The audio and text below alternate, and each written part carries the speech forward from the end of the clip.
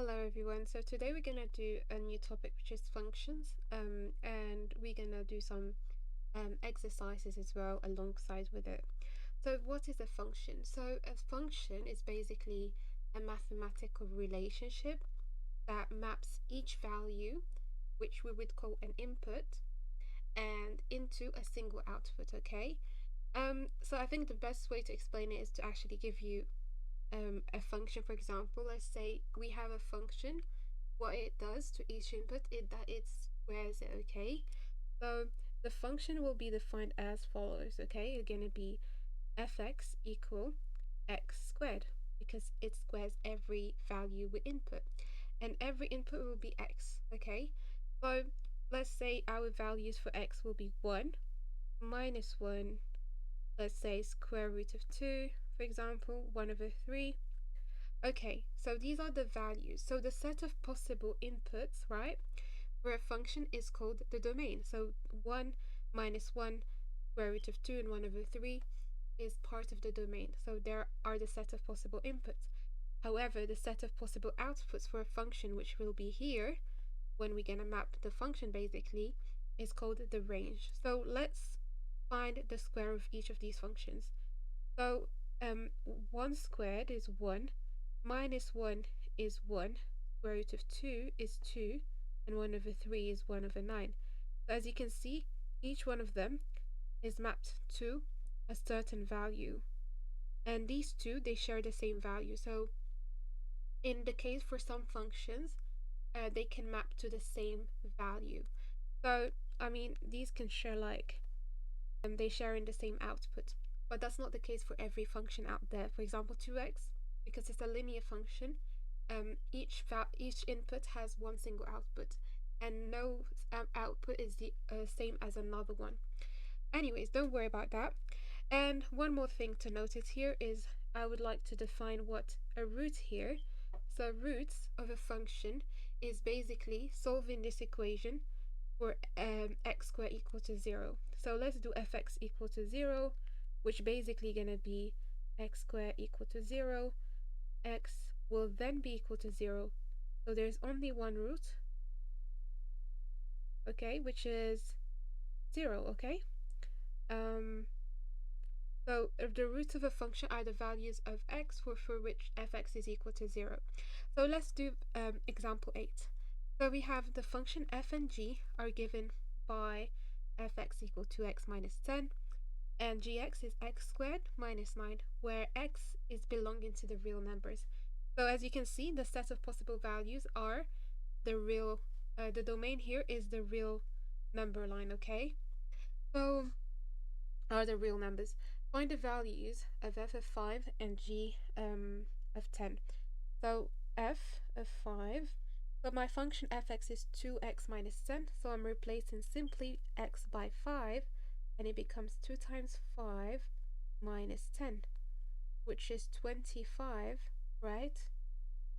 No, which is 10 minus 10, which is 0. Okay, we're done. We're gonna do the same thing for g of 10. For g, we have it's a different function, which is defined as x squared minus 9. X becomes 10, so 10 squared minus 9, which is 100 minus 9, which is 91. So now we're done with part A. Let's move on to part B. So part B says find a value of x for which fx equals gx.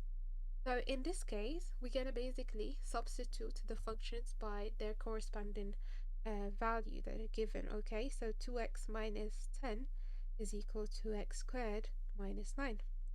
So I can see that with a bit of manipulation, it will become a quadratic equation that we have to solve for equal to 0. So we have to take everything to one side so we can get a quadratic equation, so we can solve it basically. So x squared minus 2x, so basically I'm moving everything to one side, minus 9 plus 10. So I just move these to the other side and it's equal to 0. So this one becomes x squared minus 2x plus 1 equal to 0. So we do the usual factorization method. where we can like corresponding to this one, ax squared plus bx plus c is 0. We need to find two numbers that AC, so it's 1 in this case, and B is -2. Two numbers, when you multiply them together, it gives you 1, and when you add them together, it gives you -2. I can think of -1 and -1. So these are the two numbers here.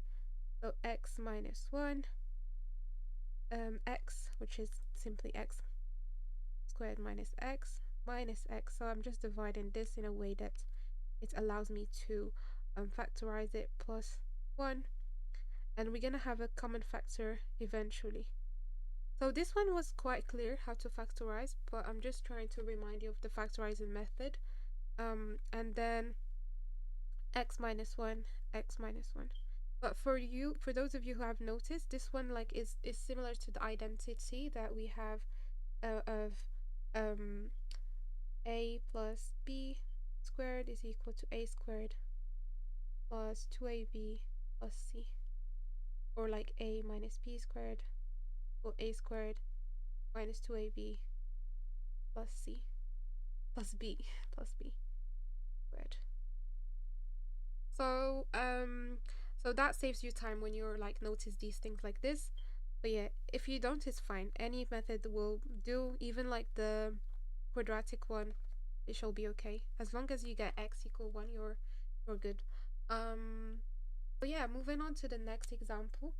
The function f is defined as fx equal x squared plus 6x minus 5.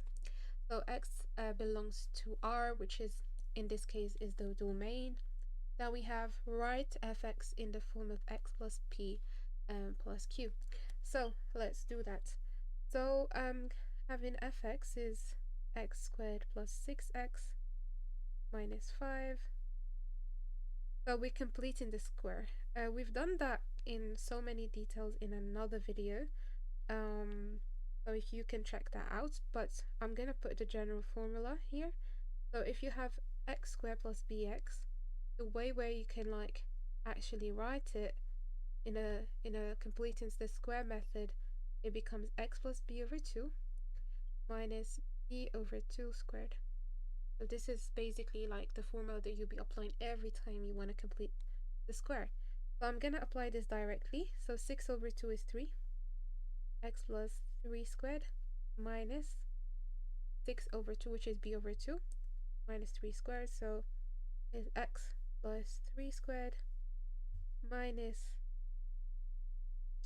oh yeah, and minus 5 here. So don't forget minus 5, because this one is just like the completeness is square. Like this method is only applies to the first two terms, so you have to rewrite minus 5. Don't forget it.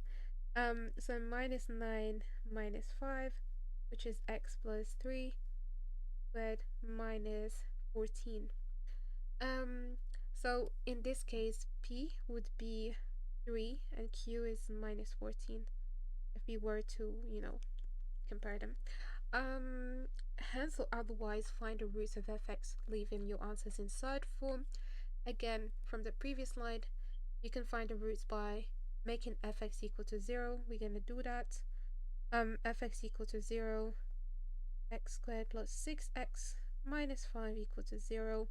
So this is a quadratic equation. So from, like they said, hence or otherwise, so you can go on and solve it like normal, like using any method you want, but because it said hence, it might be useful to use whatever you used in part A would be easier. So we just completed a square, so it's wise to solve it using the completing the square method. So I'm simply replacing fx that I found earlier by in here, so they're equivalents, they're the same thing, so we're just like replacing, and then x plus 3 squared equal to 14. So I'm moving this to the other side. And again, if you don't know how to solve this, you can check my other video. I went into this in details, but regardless, you still can do it. So this, what it would be equal to, basically, it would be equal to x plus 3, right? Plus or minus square root of 14, okay? Then x equal to 3 plus minus 3 plus or minus square root of 14. So the roots are minus 3 plus square root of 14, or and minus 3 minus square root of 14. So um so these are like the answers that we have to find, and it's also in third form as requested. So we move into part C. Write down the minimum value of fx and state the value of x for which it occurs. So we want to find the minimum value of fx. So what is fx? I would use this form because it makes sense. It's gonna help us on finding the answer. Okay, so if we were to find a minimum value, we want to have fx as small as possible, okay? So we have minus 14. So minus 14 is known, but x plus 3, we don't know what it is really in reality. But we want it to be as small as possible. There is one known fact that this is always positive because it's squared. X plus 3 squared is always positive, like it would never be negative. So it's always greater or equal to 0. Okay? So that being said, fx being minus 14, if we were to manipulate it as an equality, minus 14 here and minus 14 on the other side, we introduce both the term on both sides. So this becomes fx as required, okay? And on this side, you have minus 14. So minus 14 eventually becomes the minimum value. So like we proved that is the minimum value. So the minimum value of fx is minus 14. I mean, like, I'm just showing you how to prove it, but it's quite clear enough that is the minimum value. So when this is 0, will be minus 14. So also let's find like when this minimum value occurs, okay? So here's like the minimum value, you know, of fx. This occurs when, because they ask for it here, this occurs when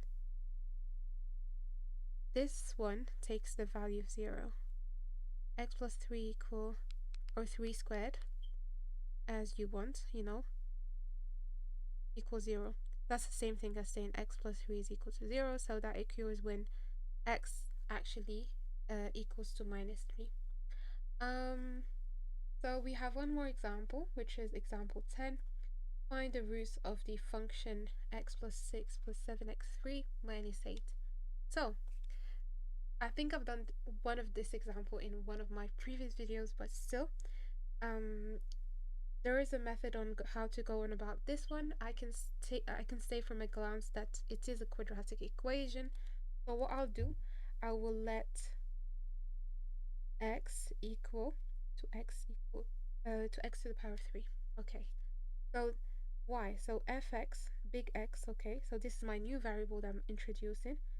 It's like same as saying x squared, because x to the power of 6 is basically 3 to the power of 2.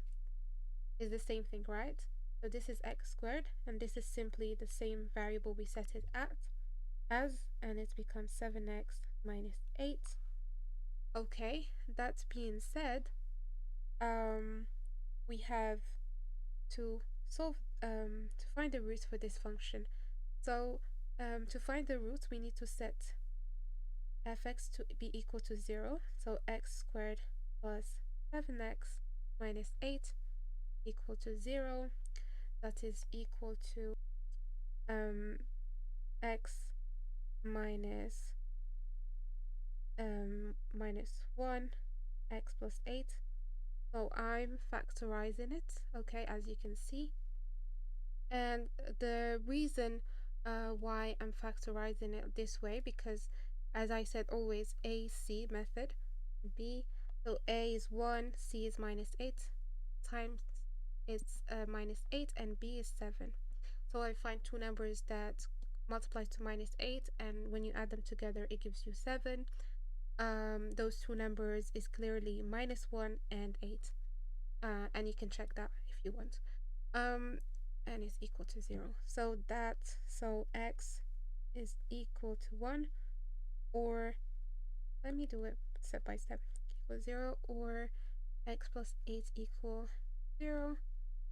So x equal to 1, or x equal to -8. Okay, are we done here? No, because we're finding the root of the function f of x, not f of x, right? So we need to turn everything back to normal. Okay, so big X is similar as x to the power 3 equal 1, or x to the power 3 equal -8. So because this is a cube number, okay, so x will then be equal to 1. If it was x squared equal to 1, then it's either -1 or 1. But when it's cubed, it preserves the sign, if that makes sense. For this one, or x equal of minus, because 8 is 2 to the power of 3, so it's -2. I hope you can see why, how we went from here to here. So -8 is -2 to the power of 3. Okay, and again, because it's a cube, like it's the same sign as the original, and 1 to the power of 3 is 1 when you go from this side to that side, and 2 to the power of 3 becomes 2 as x. Okay, so the roots of fx, so now we found fx, f for small x, are 1 or -2. And this marks the end of our session. I hope you all understood like what a function means, and I shall see you in the next one. Bye.